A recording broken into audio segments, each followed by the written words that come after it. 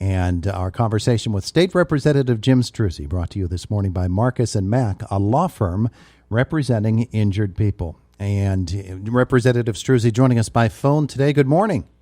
Good morning, Todd. Thanks for having me on. I don't know where you are. You in Harrisburg or here? Yeah, we're still in Harrisburg. Is it session today? Is it as nice there as it is here? Because it's really, the sun is shining. Yes, it looks like it's going to be a beautiful day. There you go. Liking that. All right, so let's get down to business. What's going on in Harrisburg right now? What are you doing this week? Well, we have a lot happening right now. Of course, we're getting near to the end of session, and we're getting to the end of the 5-month budget that we passed. And so I've been down here since Sunday actually trying to work on the budget. We're looking at some serious shortfalls in revenue, as you would expect with the state being shut down for so many months. So we have to make some hard decisions. Our appropriations committee has been meeting, and I'm also part of a special subcommittee that's looking at more innovative ways to try and balance the budget, and that includes possibly new revenue sources. You know, what can we do here in Pennsylvania to generate new revenue without increasing taxes? And so we're looking at all sorts of different options right now, but there are going to have to be some hard decisions made as we get into this new budget process to try and finish out this fiscal year for the remaining 7 months. We're looking at a $3.5 estimated $billion shortfall, Todd. So that's a hard gap to make up, but we have to do it, fairly, and I think we have to do it innovatively. And I think possibly new revenue sources will help us get to that end. We saw it coming in June when the temporary budget was passed, and we said November's coming, and you're going to have to get to work on it pretty quick, and you're doing that. What would some of those potential new revenue sources be? Well, we're looking at all sorts of different ideas. We have some vast natural resources here in Pennsylvania. Can we look at ways to possibly utilize those more for increased revenue? Other things, can we cut some regulations, different things like that to grow businesses, to grow jobs? I think the uncertainty is the future right now because we don't know what's going to happen with the pandemic. We certainly don't want to see Pennsylvania shut down again. That would be catastrophic for our economy. But we also have to navigate through the health issues and health concerns. So there's a lot of different approaches that we're trying to take. But I think but I want people to rest assured that we're doing everything we can to find a way to balance the budget without increasing taxes at this point, and to make sure that people are provided for, to make sure that essential services are provided for. There's a lot of things as we have been through these first 5 months that were normal expenditures that weren't utilized. So are there ways that we can look back and see where we did have some cost savings? So that's the process that we're undertaking right now. Sat through a lot of meetings earlier this week before session, and we're going to continue to do that rigorously. But the bottom line, I think, really, Todd, is we have to be able to provide what Pennsylvania residents need to get through these next 7 months, but also make sure that we're not increasing taxes and we're not placing undue burdens on families to try and balance the budget. Mm-hmm. The Wolf administration is continuing to push the federal judge's ruling that struck down a part of the COVID-19 response by the state of Pennsylvania, and the appeals court now is taking a look at that federal decision. Are you hearing anything about the chances that the appeals court would rule in one direction or another? I haven't really heard too much about that. I know that a lot of people are moving forward and still following the CDC guidelines, particularly back home with our local schools, and I think that's the right choice to do. Some of the restrictions that the governor and his administration put into place were simply too heavy-handed, as was indicated by the courts, unconstitutional.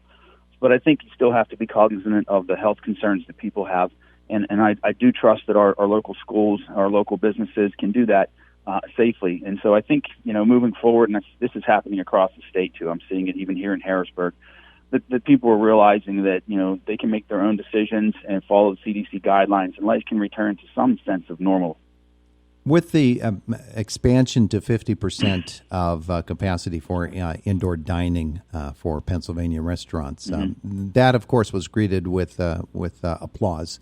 But then came the realization that you're going to have to do some extra work. You're going to have to do some extra paperwork, extra registration work. The burden of proof is going to be on you as the business owner, and a lot of folks are unhappy about that. Is there a way that the state would look at, I know you can't speak for the administration, but the Right. state would look at easing those sorts of restrictions and those extra measures? Well, I think that's part of the ongoing process, Todd. You know, the restaurant industry, the hospitality industry, they understand the need for safety within their establishments, even well before the COVID pandemic. I was on a call earlier this week with the Pennsylvania Restaurant and Lodging Association, and they said exactly that. You know, we know how to keep our patrons safe. We have always had to follow health and safety guidelines. So, you know, let us do what we know how to do without placing all these undue burdens and restrictions on us. And I think they'll get to that place. I know there's some ongoing discussions with the administration, with the PRLA, and with the legislature. So I think we'll get through this. And that's the unfortunate thing is, as the weather cools, you know, outdoor dining is going to become less and less of an option. And that's where the real concern comes in for these restaurants. You know, 50% when you can't dine outside is not going to be enough for some of these establishments to survive. Yeah, that's going to be a really big thing, and as we continue into the colder months of the year, that's going to be something that really strikes out at restaurant owners. And of course, we see flu season coming along soon, and there are so many different issues that will be tackled that will be exacerbated by the restrictions that will place us more indoors, so revenue certainly is hit by that, even as you're doing the budget. As the businesses get hit, then the state's revenue, the pocketbook for the state, shrinks as well. Well, it certainly does, and that's an obvious concern, and that's why I think we need to continue to move in the direction of completely restarting and reopening Pennsylvania. We need to get people back to work full time. We need to allow our businesses to fully reopen, and I think we can do that. I think people have understood for some time now what they need to do for their own health and safety, for the health and safety of their employees and their customers. And we need to get to that point. We certainly can't go backwards because, as I said earlier, Todd, you know, the unknown is what revenues we're going to have, and we certainly know what expenses we're going to have. And we need to make sure that we get Pennsylvania back to work fully so we can start getting some of those revenues coming in, because there are essential services that people need, you know, particularly in the human services realm. And we need to be able to provide all those resources for people for their health and well-being. But it's going to be very challenging when you don't have the revenue coming in. And really the simplest way to generate those revenues is to allow people to get back to work. We're talking election, of course, at this time of the year, and it is going to be a historic election just in the way that it's conducted this week in Harrisburg, a plan to create election integrity.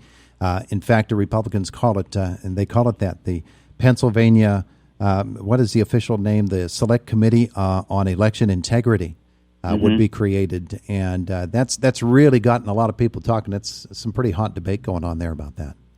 Well, there certainly is, and I think we need to get to that place where people are confident that their vote is going to be counted, whether it's mail-in or in person, and that make sure that every vote that's put into the mail gets to the election offices, gets counted in a timely manner, and to make sure that there is integrity in the process. And I think that's the main concern people have. When you have so many ballots or mail pieces going out, it's not necessarily the ballots themselves, but I think that's the confusing part for people, at least in Pennsylvania.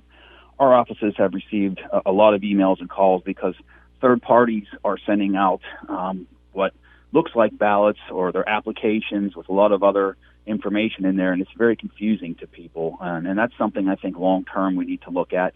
But for right now, with the election just about a month or so away, we have to make sure that the process to process mail-in ballots is expeditious and accurate, and we want to make sure everyone that sends one in has the confidence to know that their ballot will be counted, and it will be counted in a timely manner. Governor and others on the other side of the aisle say it's a partisan attack on the integrity of Pennsylvania elections. They accuse Republicans of trying to rig the election through this method.